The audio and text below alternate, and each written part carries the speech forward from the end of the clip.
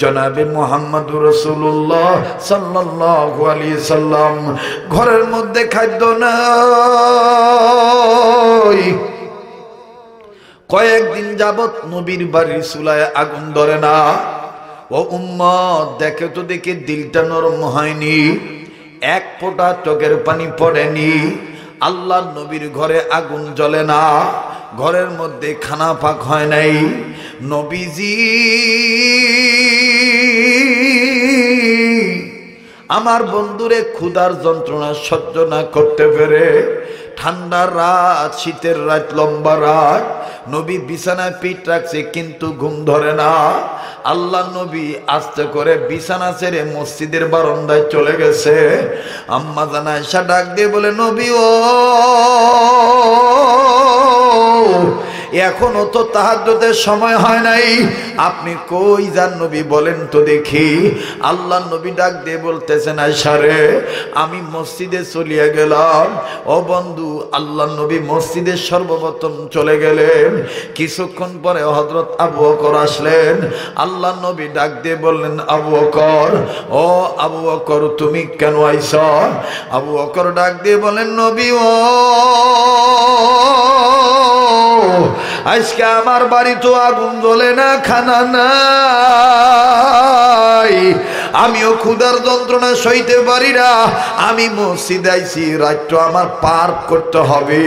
বিছানায় ঘুম লাগাই, ঘুম লাগে না, আমার চোখে ঘুম ধরে না। আমি মসজিদে আল্লাহ বিল্লাহ করব। একটা ডাক দেন না, বলেন না, বলেন না আল্লাহ, আবার বলেন না আল্লাহ। আমার বন্ধুগণ, আমার ভাইরা, আল্লাহ নবী আবু বকরকে দেখলেন। আবু বকর আসলেন, আবার আরেকজন সাহাবী আসলেন, আবার আরেকজন সাহাবী আসলেন। আস্তে আস্তে আস্তে আস্তে আমার বন্ধুগণ 10 থেকে 20 জনের মতন সাহাবী আসলেন। আল্লাহ নবীর সামনে বারান্দায় বসিয়া বসিয়া খালি জিকির করে আর বলে, আল্লাহ তুমি খাওয়াইলে খাই, তুমি না খাওয়াইলে না খাই। একটা ডাক দেন না আল্লাহ। আরে বলস না, বলস না আল্লাহ। তুমি খাওয়াইলে খাই, তুমি না খাওয়াইলে না খাই। বলেন তো নলচরের ভাইরা, তোমার আমার মালিককে। এই কান্না না আসলো, তুমি কান্নার ভান ধরো। আল্লাহ নবীও কান্দে, নবীর সাহাবীরাও কান্দে। আজকে তুমি আমি গোস্ত খাই, তুমি আমি মাছ খাই, এরপরও নবীর দিন মানি না, এরপরও ইমান আমল ঠিক করি না, এরপরও নামাজ ঠিক মতন আদায় করতে পারি না। এ বন্ধু, এ বাবাজি, আল্লাহ নবী সাহাবীদেরকে নিয়ে কাঁদতেছেন। হঠাৎ করে আমার নবী নজর করে দেখেন জান্নাতি যুবক সাহাবী আলী আসতেছে।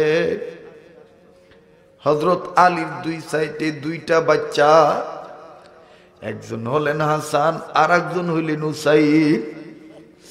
আল্লাহ নবী হাসান হুসাইনকে কত মোহাব্বত করতেন বন্ধু।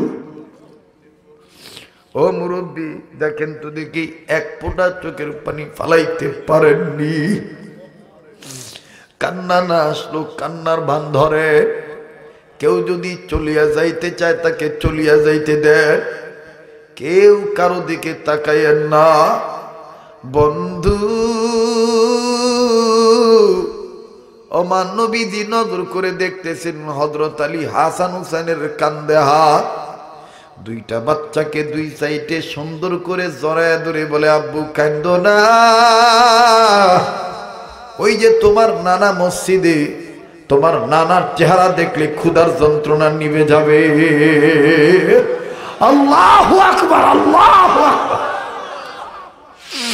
বাজান রে, একটা লোক যদি আজকে কান্দুই না উম্মত হইতে পারে, বাজান রে, এই মাহফিলটা তোমার আমার জন্য জীবনের শেষ মাহফিল হইয়া যাইতে পারে।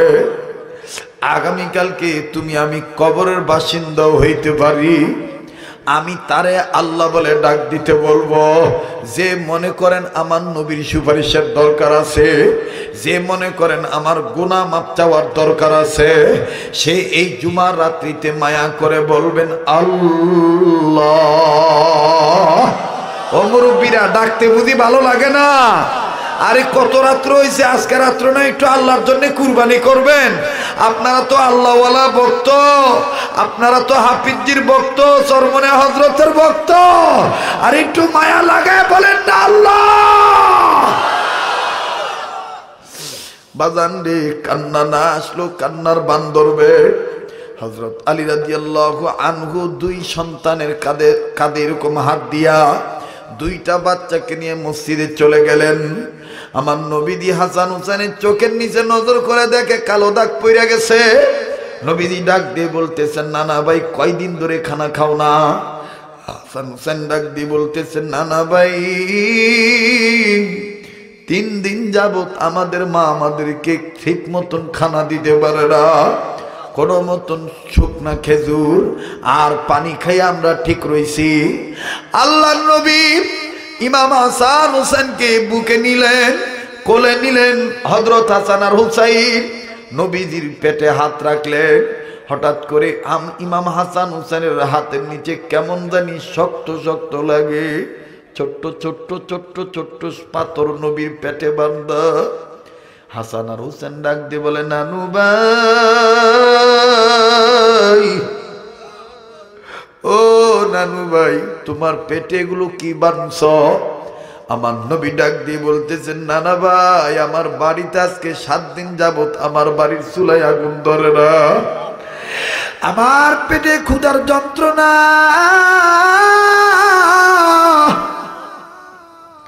আমি এই ক্ষুধার যন্ত্রণা নিবারণ করার জন্য আমি আমার পেটে পাথর বাঁধছি, আমি আমার পেটে পাথর বাঁধছি। এনন্তের উম্মতেরা রে, কার জানি মা বাপ কবর থেকে কান্দে আর বলে, পুত্রে আজকে জুমার রাত্রিতে ওলামে কেরামদেরকে পাইয়াও আমাদের নামে চোখের পানি ছেড়ে কান্দস না। বাবার কবরে কয়সা খবর পাইছি, কোন ছেলে মেয়ে যদি মা বাবার নামে চোখের পানি ছেড়ে মাগফিরাত কামনা করে কান্দে, আমার মাওলা ছেলে মেয়ের চোখের পানির বরকতে মা বাপকে মাফ করে জান্নাত দিয়ে দিবে। এ কার জানি মা আছে, কার জানি বাবা নেই, আমার জানা নাই। মায়ের মোহাব্বত থাকলে, বাবার মোহাব্বত থাকলে, যুবক মুখ বন্ধ রাখিস না। এই ময়দানটা সাধারণ ময়দান নয়, এই ময়দানটা ওলি আল্লাহর ময়দান, এই ময়দানটা হাফিজ হুজুরের কদমের ময়দান, এই ময়দান চরমনে হযরতের কদমের ময়দান। আরে বন্ধু একবার মায়া করে বলস না আল্লাহ। যুবক তোমার বুঝি আল্লাহ বলতে ভালো লাগে না? ও বন্ধু আমি তারে আল্লাহ বলতে বলবো যে মনে করো হুজুর আমার গুনাহ আছে, আমি গুনাহ মাপ চাই, হুজুর আমার গুনাহ আছে। এ যুবক চিৎকার দিয়ে বলস না আল্লাহ, আর একবার বলস না আল্লাহ। মুসলমান ভাইরা রে, আমার দিল বলে আজকের মাহফিলে দোয়া কবুল হইয়া যাবে। বিশ্বাস না হলে যাইয়া দেখো কত মা বোন গুনগুন গুনগুন করে কাঁদতেছে। আহারে আমি আজকে আশ্চর্য হয়ে গেছি, যেই বাড়িতে খানা খাইলাম আমার বন্ধুটা আমার ভাইটা চোখে দেখে না। এই ভাইটাই একবার না প্রায় 7-8 বার আমার হাত দইরা দইরা কয়, হাত ধরতেছে আর ডাক দিয়ে কয়, ইলিয়াস হুজুর রে কও আঙ্গো মাই হুজুরে আইসে দেখে অনেক খুশি হয়েছে, আঙ্গো মাই হুজুর অনেক ভালোবাসে। ও বন্ধু এই ভালোবাসাটা নবীর মোহাব্বতের কারণে ভালোবাসা। আমার এই যুবক বন্ধু যদি আমার চোখ দিয়ে দেখতো, ওরে বন্ধু এই যুবক আলেমদের আরো মোহাব্বত করত। আমার বন্ধুগণ এই যুবক তার মায়ের চেহারাটা দেখে না। আমার বাইরা রে, যার মা নাই তার মতন বড় দুঃখের কেউ নাই। এ বন্ধু অন্ধ মানুষ হইয়াও মার জন্য দোয়া চায়। আজকে তোমার আমার চোখ ভালো, তোমার আমার মুখ ভালো, এরপরও তুমি আমি মা বাবার জন্য কাঁদতে পারি না। তোমার আমার মতন পরা কুপাল্লার কেউ নাই। আর একটু চিৎকার দিয়া বলস না আল্লাহ, আরে বলস না, জোরে বলস না আল্লাহ। এই আল্লাহ ডাকতে বুঝি তোমার ভালো লাগে না? আল্লাহ বলতে যার ভালো লাগতেছে বুঝে নে আমার মাওলা তোরে কবুল করছে। ও বাজার, আমার জানা নাই তোমাদের মধ্যে কার মা নাই, কার বাবা নাই। বাবাজি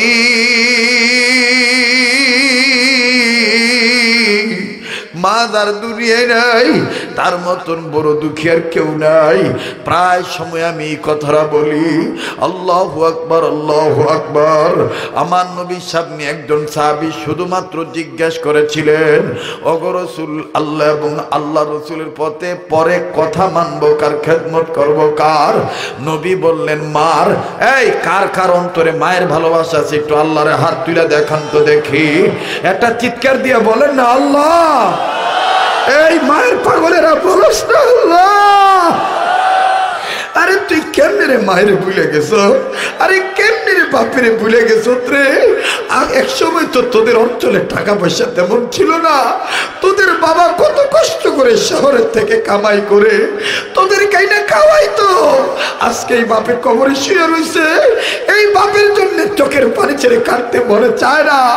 একটু মায়া লাগায় জুমার রাত্রিতে বলস না আল্লাহ। হাত নামা, কেউ কারো দিকে তাকাস না, নিজের দিকে নিজে তাকা। আমার দিল বলতেছে এই ময়দানটার মধ্যে ওলি আল্লাহর তাওয়াজ্জু আইসা গেছে, আল্লাহ ওয়ালাদের রুহানি তাওয়াজ্জু আইসা গেছে।